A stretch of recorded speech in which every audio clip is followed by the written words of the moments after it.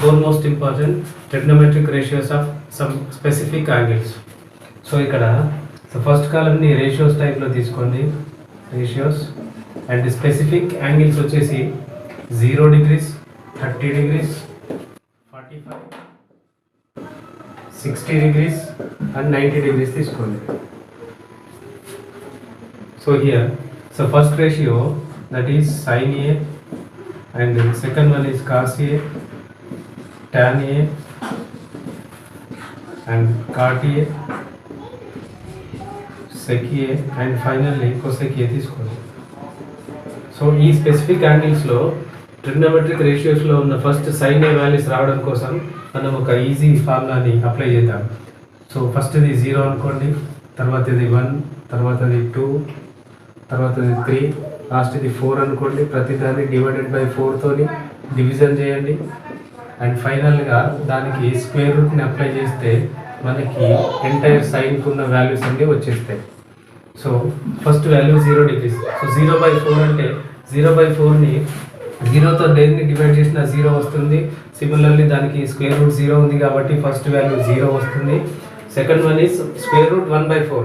4 is the perfect square. Square root 4 కాబట్టి 2 స్క్వేర్ లాగా రాసుకుంటే that is 1/2. Third one 45 degrees. 2 1s are 2 2s are cut అవుతే square root 1/2 మిగులుతుంది. స్క్వేర్ రూట్ 1 అంటే 1 అని రాసుకోవచ్చు అండ్ స్క్వేర్ రూట్ 2ని డైరెక్ట్ స్క్వేర్ రూట్ 2 అని రాసుకోవచ్చు and square root 3 square root 4ని 2 లాగా రాసుకోవచ్చు direct and finally square root 1/1 అంటే 4/4 అంటే 1 వస్తుంది కాబట్టి సరిపోతుంది, డైరెక్ట్ 1 రాసుకోవచ్చు. So these are the specific values. So ఇప్పుడు కాస్ ఏ వాల్యూస్ రావడం కోసం ఏం చేయాలంటే సింపుల్గా సైన్ ఏకి రాసిన వాల్యూస్ అన్ని రివర్స్లో రాసుకుంటూ వస్తే సరిపోతుంది. దట్ ఈస్ అక్కడ లాస్ట్ వాల్యూ వచ్చేసి 1 ఉంది కాబట్టి ఇక్కడ స్టార్టింగ్ వాల్యూ 1 వస్తుంది.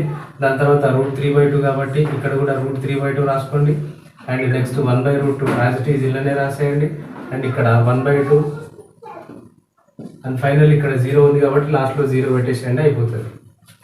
So sine A and cos A 2 values complete అయిపోయినాయి. Next tan A. ఈ వాల్యూస్ రావడం కోసం మనం ఏం చేద్దామంటే tan A can be written as sine A by cos A. So సింపుల్గా ఈ వచ్చిన వాల్యూస్ అన్నింటినీ మనం డివిజన్ చేసి రాసుకుంటే సరిపోతుంది. సో ఈ 0 అండ్ 1, 0 డివైడెడ్ బై 1 అంటే 0 వస్తుంది. 0ని దేంతో మల్టిప్లై చేసినా సిమిలర్లీ డివైడ్ చేసినా 0నే వస్తుంది అండ్ ఇక్కడ 1/2/√3/2 ఉంది. సో 1/2/√3/2. సో ఇది ఫ్రాక్షన్లో ఫ్రాక్షన్ ఉంది కాబట్టి దీన్ని రెసిప్రోకల్ ఫ్రాక్షన్ చేసినప్పుడు √3/2 కాస్త 2/√3 అవుతుంది. 2 and 2 బోత్ ఆర్ క్యాన్సిల్ అవుతుంది. మనకి రిమైనింగ్ మిగిలితే 1/√3 మాత్రమే మిగులుతుంది. అండ్ ఫైనల్లీ ఇక్కడ 1/√2/1/√2 అంటే న్యూమరేటర్ అండ్ డినామినేటర్ రెండు సేమ్ ఉన్నాయి కాబట్టి 2 డివిజబుల్ అవుతుంది, 1 మిగులుతుంది. ఇక్కడ కూడా సేమ్ డినామినేటర్ పార్ట్ కట్ చేస్తే 2 బోత్ ఆర్ క్యాన్సల్, √3/1 మిగులుతుంది. √3/1 అన్న √3 అన్న ఒకటే and finally 1/0. 1/0 we can't define that value that can be represented as infinity. So these are the tan A values. So cot A values రావడం కోసం మనం ఏం చేద్దామంటే సింపుల్గా ఇందాక రాసిన వాల్యూస్ అన్నిటిని రివర్స్ చేసి రాస్తే సరిపోతుంది. And final value here infinity and next value √3 and here 1/√3 and first value that is 0. So tan and cot కూడా కంప్లీట్ అయిపోయినాయి. sec A వాల్యూస్ రావడం కోసం ఏం చేస్తారంటే కాస్ ఏ వాల్యూస్ని రెసిప్రోకల్ చేసి రాస్తే సరిపోతుంది. So sec A can be written as 1/cos A. So ఇక్కడ కాస్ ఏ వచ్చిన వాల్యూస్ అన్నింటినీ రెసిప్రోకల్ చేయండి. దట్ ఈస్ న్యూమరేటర్ డినామినేటర్గా, డినామినేటర్ న్యూమరేటర్గా రాయండి. 1/1 అన్న 1 అన్న ఒకటే. √3/2 కాస్త 2/√3 అవుతుంది అండ్ 1/√2 కాస్త √2/1 అంటే √2 అవుతుంది. 2/1 అంటే 2 అండ్ 1/0 అంటే మళ్ళీ same infinity.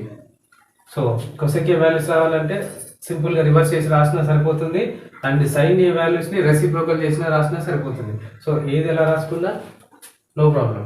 So here infinity 2 √2 and 2/√3 and finally 1. So these are the most important trigonometric ratios of some specific angles.